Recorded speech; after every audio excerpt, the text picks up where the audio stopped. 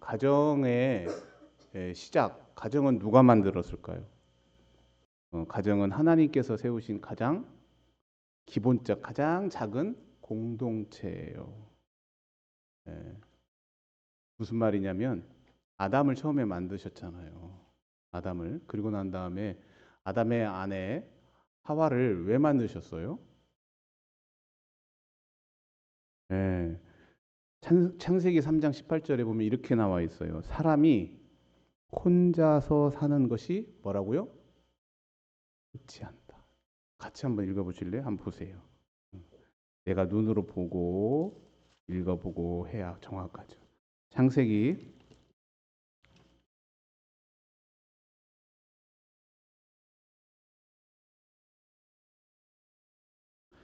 2장 18절 말씀. 우리 같이 한번 읽습니다. 시작. 여호와 하나님이 이르시되 사람이 혼자 사는 것이 좋지 아니하니 내가 그를 위하여 돕는 뱃불을 지으리라 하시니라. 하나님께서는 뭐라고 해요? 혼자 사는 것이 좋지 않다라고 보셨던 거예요. 아담이 혼자 사는 그 모습이. 그래서 뭐라고요? 같이 살아라. 같이. 예. 여기서는 그냥 막 무조건 뭉쳐서 살아라라는 개념보다는 뭐예요? 관계가 필요하다. 누가? 사람은. 하나님이 창조를 하시면서 누구를요? 사람을 창조하시면서 그 속성에 내가 사람은 뭐라고요? 관계를 가지면서 살아가는 존재로 만드셨던 거예요. 그래서 혼자 아담이 놓여 있는 그곳에 누구를? 하와를 보내신 것입니다. 그런데 여러분, 오늘날 우리의 가정들은 어떤 모습이에요? 하나님이 원래 생각하셨던 원래 만든 목적에 과연 합당한가라는 거예요. 같은 공간에 있지만 어떻게 해요? 몸도 마음도 뿔뿔이 흩어져 있는 모습이 오늘날 우리 가정의 모습입니다. 일주일에 가정에서 그 식구들이 전체가 같이 식사하는 것 한 번, 두 번도 어려워요. 일주일에 한 번, 두 번 같이 전체가 같이 모여 먹는 것 어렵습니다. 함께 모여 대화하는 시간은 더욱더 없어요. 이 핸드폰이 없었을 때는 같이 주말 드라마도 같이 보고 그런 시간도 가졌고 했는데 더 이제는 같이 무엇을 한다라는 것이 없습니다. 가정이라는 개념 속에 있는 우리의 모습이라고 하기에는 좀 민망해 보일 정도로 가정의 모습이 많이 바뀌어 있죠. 왜 그렇습니까? 여러 가지 문제들을 이야기를 해요. 세대 간의 문제가 너무나 심각하다.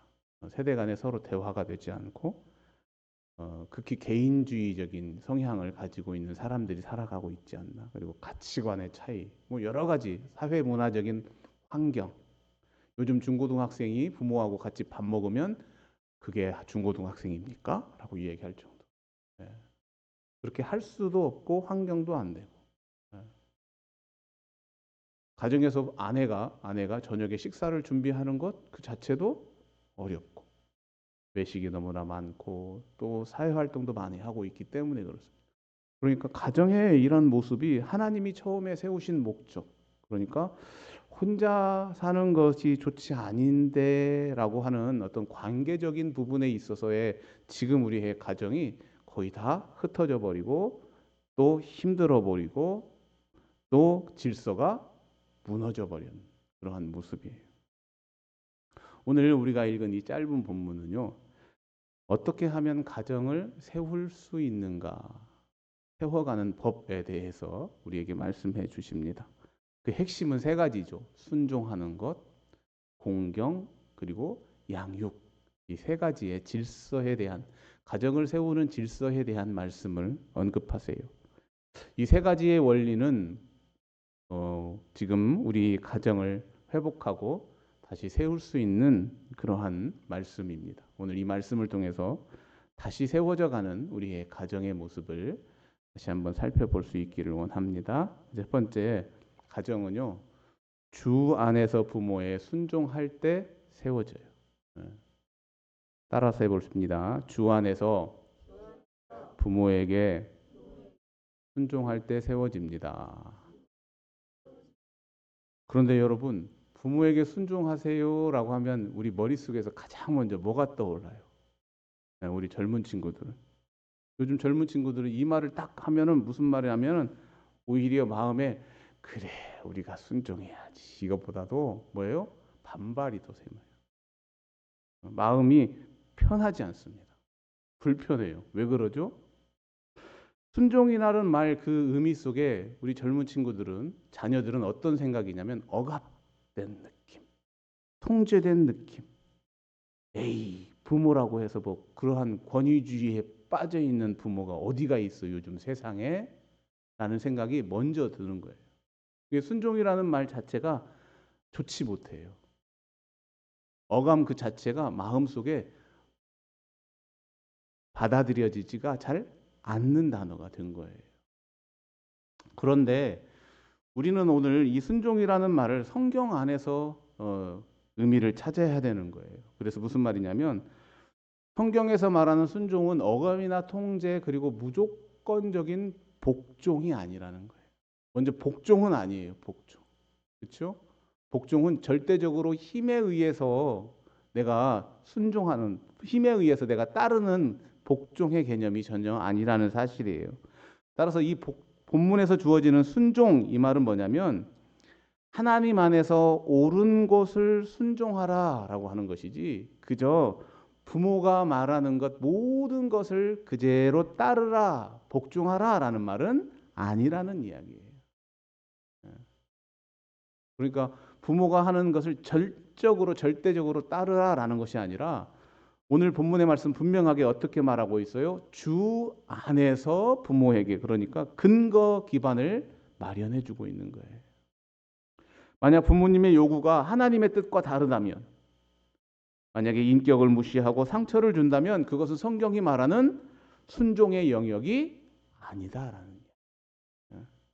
성경적인 순종은 뭐예요? 따라서 분별력이 있는 순종이에요. 그냥 무분별한 그냥 복종이 아니라는 개념입니다. 여러분, 어린아이들이 지금 초등학생이나 중학생, 고등학생들도 학교를 가면 부모가 가장 많은 말을 무슨 말을 해요? 초등학생 학교 가면 무슨 말해요? 아무 말도 안 해요? 야, 차 조심, 길 조심.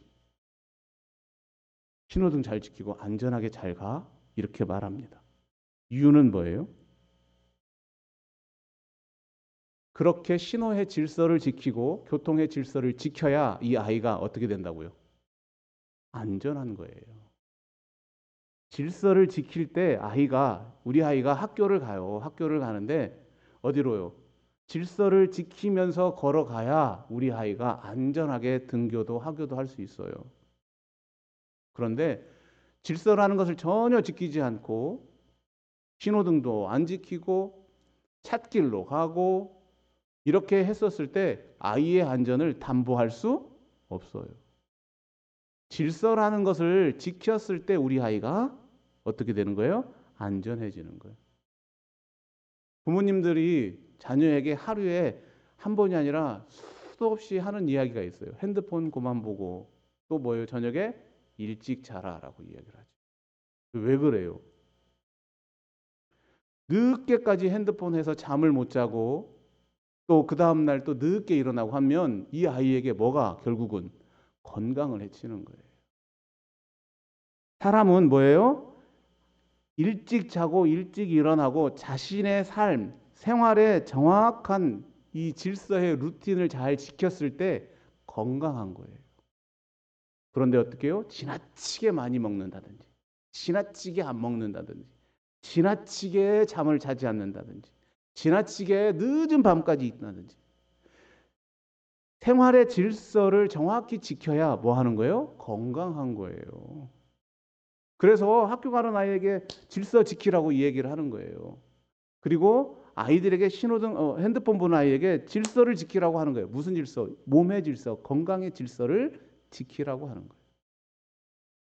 인간의 몸이 질서를 지키지 않고 살아갔으면 나이가 어느 정도 되면 아파요. 어쩔 수 없는 거예요. 인간은 하나님이 세우신 질서 안에 있을 때 가장 안전한 거예요. 사회도 마찬가지예요. 사회도 우리가 질서 안에 있었을 때 안전해요. 그런 것처럼 인간도 하나님이 창조한 그 질서 안에 있을 때 안전한 거예요. 그게 안전한 거예요. 그런데 오늘 성경은 이 순종이 하나님의 질서 안에 있다라고 말해요. 그러면서 오늘 본문 1절 마지막 부분 뭐라고 표현하고 있어요?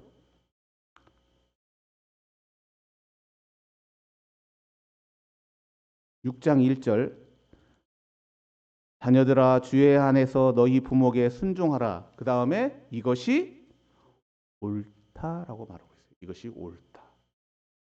옳은 거예요.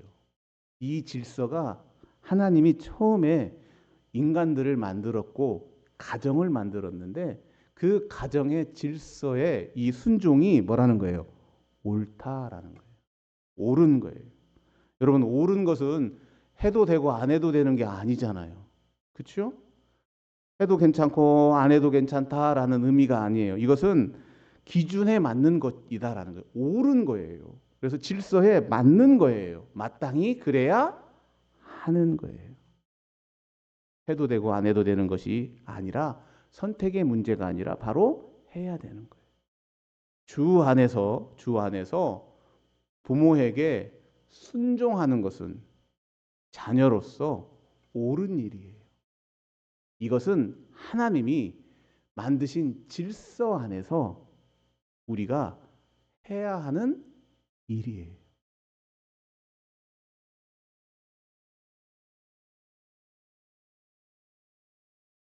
우리가 하나님의 질서 안에서 살아가는 사람들입니다.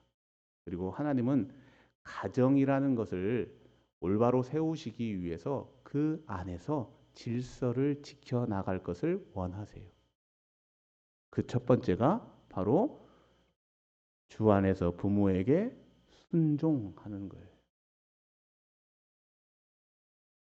그런데 부모를 향한 이 행동, 순종이 하나님을 질서를 인정하는 믿음의 표현이기도 하는 거예요. 우리가 하나님을 믿는다면, 하나님의 자녀라면 하나님의 어디 안에서? 질서 안에서 살아야 되는 거예요. 하나님은 가정의 질서를 그렇게 만드셨어요. 아하, 혼자 사는 것은 뭐예요? 옳지 못한 거다. 아니, 가정 안에서 관계를 가지고 잘 살아라. 그런데 그 관계 속에 부모와 자녀의 문제는 주 안에서 부모에게 순종하는 것이 하나님이 만든 가정의 질서예요. 하나님이 만든 그 질서 안에 우리가 살아가기를 소망합니다. 아멘이. 그래서 자녀는 주 안에서 부모에게 순종하는 것이 하나님 질서 안에서 내가 살아가는 거예요. 그냥 부모니까 무조건 존경해 이게 아니에요. 우리가 하나님의 백성으로서 우리는 하나님의 나라의 질서 안에서 살아가는 거잖아요. 우리가 여러분 하나님의 나라에 사는 사람들이잖아요. 우리는 하나님의 백성들이잖아요.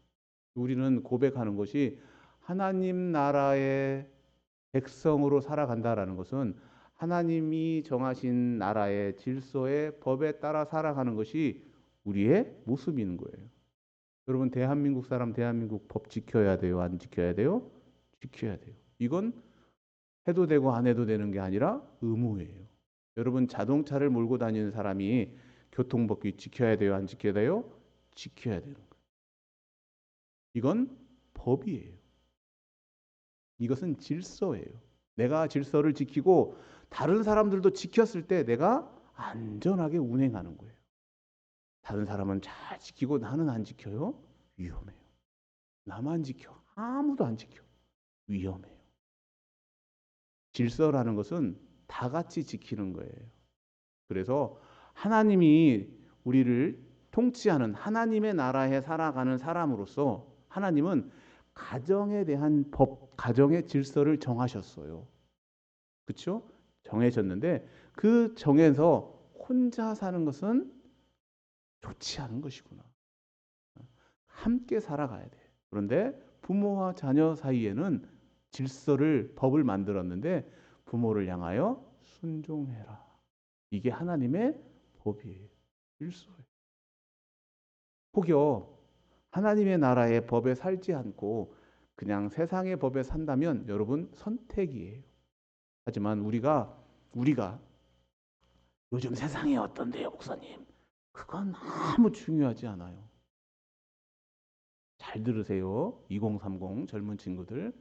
세상 사람들 요즘 누가 부모를 존경을 해요? 요즘 누가 부모하고 같이 살려고 해요? 가족하고. 아이고 무슨 하나님의 혼자 사는 것이 뭐 좋지 않다고요? 요즘 혼자 사는 게 대세예요, 목사님. 그건 세상 사람 이야기. 예. 우리는 하나님의 나라의 사람이에요. 그럼 목사님 독립하지 말고 그냥 계속 살아요? 그건 아니에요. 여기서 혼자 산다는 것은 그냥 혼자 사는 것은 안 좋으니까 우리 현수나 요즘 시윤이도 독립했는데 그렇게 혼자 사는 것 안 좋은 것 이 말이 아니에요. 뭐예요? 관계예요. 나 혼자 핸드폰 보고 나 혼자 생각하고 나 혼자 그저 고독하게 이런 게 아니라는 얘기예요. 끊임없이 뭐 하는 거예요? 관계를 가지고 살아가야 돼요. 관계를 가지고. 그게 하나님이 하시는 모습. 편하게 해석하면 뭐예요? 관계 없는 사람, 관계 없이 살아가는 사람. 그렇죠? 가정하고 관계, 친구하고 관계, 이렇게 관계 없이 살아가는 사람은 뭐하고요? 좋지 않다라고 하나님이 선포하신 거예요. 교회 안에서도 마찬가지고, 가정도 마찬가지. 내가 오늘 생각을 해봐야 돼요. 나는 우리 가정 식구들, 내 형제 자매하고 좋은 관계를 가지고 있는가? 하나님은 뭐라고 하세요? 그거 안 좋아. 좋은 관계가 아니면. 친구하고 좋은 관계를 못 지내고 있어요? 그거 좋지 않아 라고 말씀하세요. 내가 직장에서 사람들하고 관계가 좋지 않아요. 하나님 뭐라는 거예요? 그거 좋지 않아. 좋은 관계를 가지고 살아. 가정도 좋은 관계를, 친구도 좋은 관계를, 교회 공동체에서도 좋은 관계를 가지고 살아. 이게 하나님의 뭐예요? 법이에요. 그렇게 하시래요. 목사님, 나하고 안 친한 사람은 어떻게 좋은 관계를 가지고. 그건 세상 사람들이라니까요. 우리는 하나님의 사람이잖아요. 그래서 가정에서도 형제간 자매들끼리 좋은 관계를 가져야 되래요. 친구하고도 좋은 관계를 가지고 살아야 돼요. 또 교회에서는 더욱더 그래야 돼요. 이웃들과도 좋은 관계를 가져야 돼요. 좋은 관계를 가져. 이게 하나님의 질서의 법이에요. 교통 질서를 지켜야듯이 우리는 이 질서를 지켜야 되는 거예요. 이 질서를 지켜야 돼요. 근데 단순히 이 질서를 어린 자녀만 해야 될 것인가? 아니요. 이 순종하라라고 하는 이 말씀은 부모에게도 묻는 말씀이에요. 무슨 말이에요? 너는 그러면 순종을 받을 만한 부모냐? 이 말이지. 너는 하나님의 방식으로 자녀를 대하고 있느냐? 이 말이. 거꾸로 말은 무슨 말이에요? 나는 좋은 관계를 가질 만한 대상이 되느냐라는 이야기. 똑같은 말이에요. 내가 다른 사람들과 좋은 관계를 유지하고 살으라고 하는 것이 하나님의 법이었잖아요. 이게 1법이면 제2법은 뭐예요? 너는 너의 가족 형제들이 너하고 좋은 관계를 맺을 만한 사람으로 너 살아? 이 말이에요. 이거 살아. 너도 형제들에게 그만한 좋은 관계를 형제들이 너한테 접근할 만한 사람이야? 라고 묻는 거예요. 네 친구들이 너를 좋은 관계를 유지하고 싶은 사람이야? 너는 하라는 이야기예요. 세상 사람들은 뭐예요? 하든지 말든지예요. 나만 좋으면 끝인데 그리스도인들은 그렇게 하지 말고 뭐라고요? 너를 향하여 세상 사람들이 좋은 관계를 갖고 싶은 사람이 되라고 하는 거예요. 그렇게 살아야죠. 그 사람 왔어? 그럼 나도 가. 그 사람 밥 먹으러 온대? 그럼 나도 가. 그 사람이 오늘 모임에 온대? 그럼 나는 더 가야지. 이거예요. 이런 관계가 나는 가지고 있느냐라고 우리에게 질문하는 거예요. 이것도 포함해서 하나님의 질서 아래서 하는 거예요. 누가? 그리스도인이요. 세상 사람들은 그냥 편한 대로 살으라고 냅둬요. 거기까지 우리가 뭐라고 할 게 없어요. 그렇지만 우리는 내 가정이 나를 왕따를 시키면 그렇게 살지 말고 내가 내 가정 식구들이 나만 찾는 사람이 되라는 얘기예요. 내 친구들이 나를 가장 먼저 찾는 사람이 되라는 이야기예요. 그러한 그리스도인이 되기를 소망합니다. 이게 순종하고 관련된 하나님의 질서의 모습이에요. 이게 질서의 모습이에요. 두 번째, 가정은요, 따라서 합니다. 자녀를 잘 양육할 때, 자녀를 따라서 하기가 너무 길었죠. 자녀를 잘 양육할 때 세워집니다. 본문의 말씀에 부모님이 참 꺼리는 말이 있어요. 4절이죠. 아비들아 저희 자녀를 뭐 하지 말라? 노엽게 하지 말라. 네. 자녀들이 이렇게 하죠. 아빠 엄마 나 화나게 하지 마. 성경에 나와 있어. 네. 성경에 나와 있어. 이게 자녀들이 하는 말이 아니에요. 근데 부모가 해야 할 말이죠, 이 말이. 아, 그렇구나. 내가 누구를 내 자녀를 화나게 하지 말아야겠군. 화나게 하지 말. 많더라고요. 우리 자녀를 화나게 하는 우리의 모습이. 제가 많지는 않고 몇 가지만 해주게 해요. 7가지만 말씀해 드릴게요. 우리 자녀들이 어떤 때 화가 나는가. 첫 번째는 자녀를 인격이 아닌 나의 통제의 대상으로 삼았을 때 자녀들이 화가 난대요. 자녀의 생각과 감정을 무시하고 우리가 일방적으로 결정할 때 화가 난다는 게 첫 번째가. 두 번째는 비교하고 차별할 때 자녀들이 화가 난대요. 형제한테 비교를 하거나 아니면은 내 친구 아들하고 비교하거나 이럴 때 화가 난다고 합니다. 세 번째는 과도한 기대가 자녀를 화가 나게 한대요. 부모의 꿈을 자녀에게 강요하거나 또 그 꿈들에 대하여 이야기할 때 자녀가 화가 납니다. 또 네 번째, 일관성이 없는 훈육.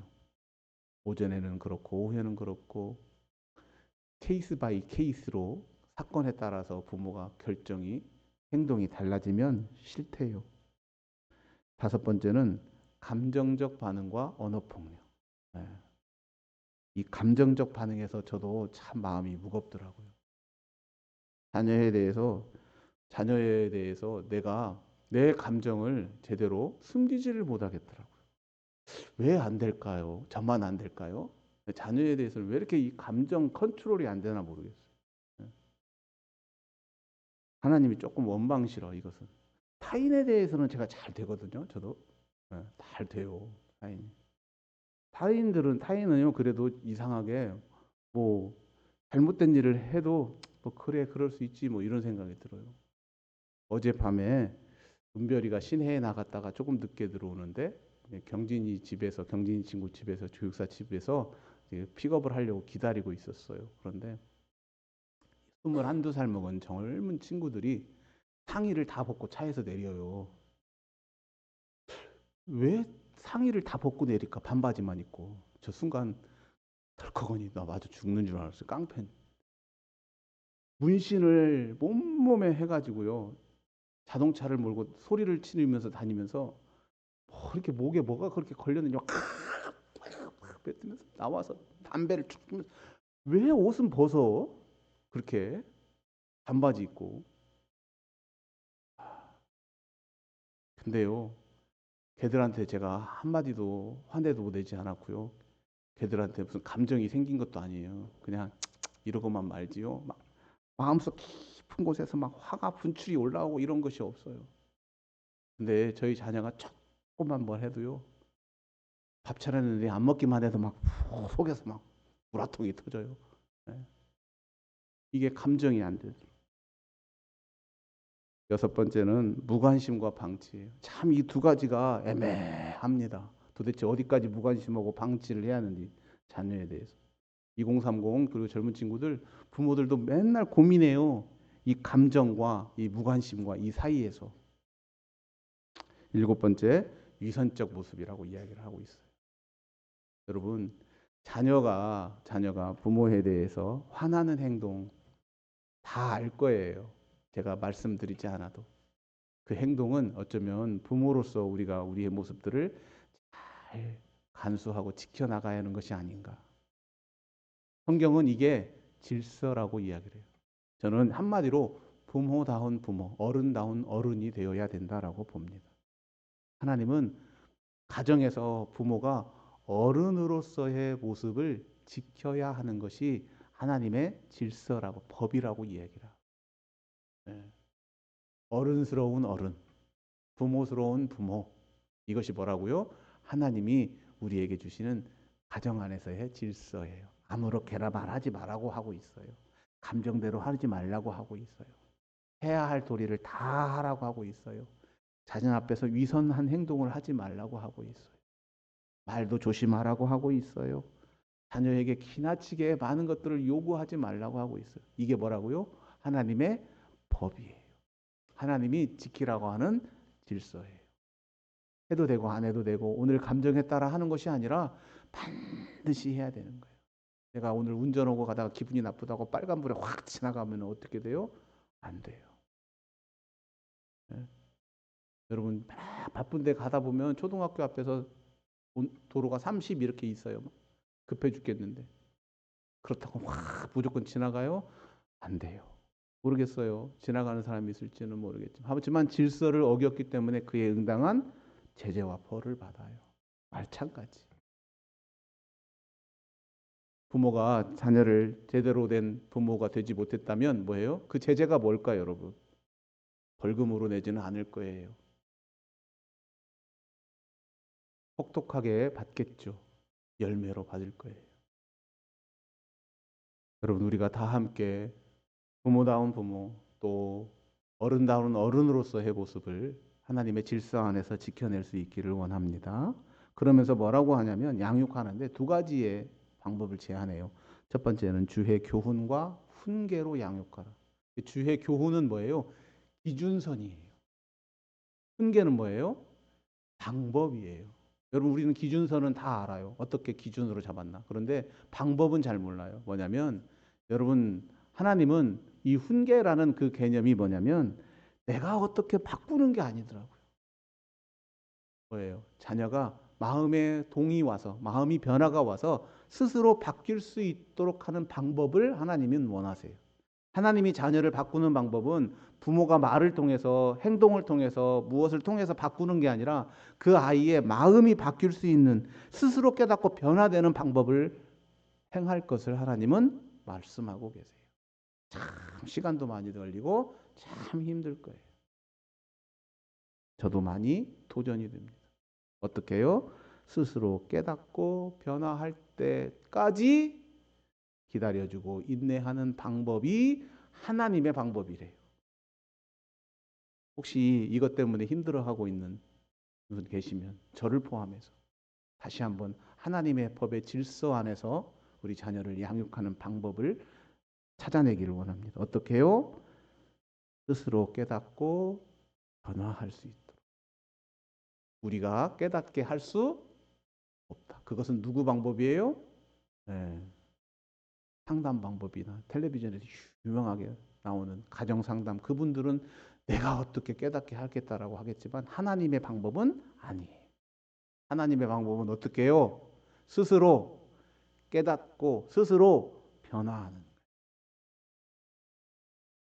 마지막으로 이처럼 하나님의 방식대로 했었을 때 그렇잖아요. 하나님의 질서대로 하나님의 방법대로 하나님의 법대로 했었을 때 하나님이 뭘 주신다는 얘기요? 축복을 주신다는 얘기예요. 무슨 축복이에요? 두 가지예요. 성경은 뭐라고 말씀하고 계세요? 3절이죠. 같이 한번 읽어볼래요? 시작. 이로써 내가 잘 되고 땅에서 장수하겠다라고 말씀하세요. 이게 두 가지의 축복이. 너희가 하나님의 질서 안에서 가정에서의 모습으로 살아가면은 내가 두 가지의 축복을 주겠다. 잘 되게 하겠다. 잘 되게 하겠다. 삶이 무너지지 않게 하겠다. 관계가 깨어지지 않겠다. 가정이 안정되고 평안하겠다. 이게 잘 되는 거죠. 잘 되게 하겠다. 하나님은 감사하게도 앞에서 무엇이 잘 되게 하겠다 말을 안 하셨어요. 뭐 돈이 잘 되게 하겠다, 건강이 잘 되게 하겠다 아니라죠. 그냥 다 잘 되게 하겠다라고 하시는 말씀입니다. 다 잘 되게. 또 하나는 뭐예요? 장수하겠다. 장수는 여러분, 축복은 여러분 내가 오래 사는 게 축복이 아니더라고요. 뭐냐면 세대를 이어가는 것이 축복이에요. 세대를 이어가는. 하나님의 이 장수의 개념은 세대의 개념이에요. 세대의 개념. 너에게 하늘의 별과 같은 또 이 넓은 땅을 축복을 주겠다라고 하는 것보다 너의 자자손손에게 주겠다라고 하는 게 얼마나 놀라운 축복인지 여러분. 이 개념의 장수예요. 성경의 장수는 너 개인 한 사람의 오래 삶이 아니라 뭐라고요? 세대를 이어가는 축복이다라는 사실이에요. 당연한 것 같아요, 여러분. 가정에서의 축복은 당연히 세대를 이어가는 축복이더라고요. 하나님의 질서를 통해서 우리 모두가 잘 되고 세대를 이어받는 축복을 받는 우리 가정 되기를 소망합니다. 여러분, 가정이 무너지는 이유는요, 복이 없기 때문에도 아니에요. 뭐예요? 하나님의 질서가 흔들리기 때문에 그래요.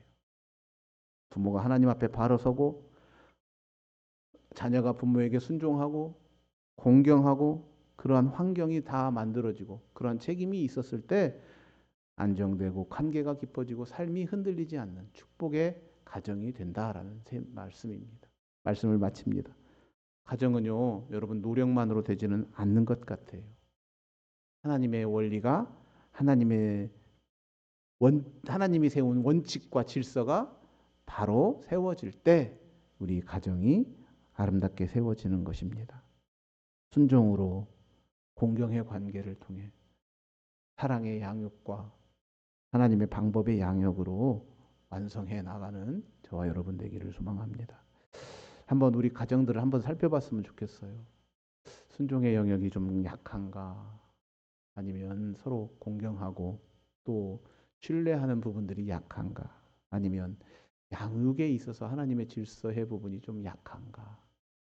약한 부분들을 좀 우리가 잘 채워서 하나님이 주시는 귀한 가정으로 세워나갈 수 있는 우리 가정들 되게 하기를 원합니다.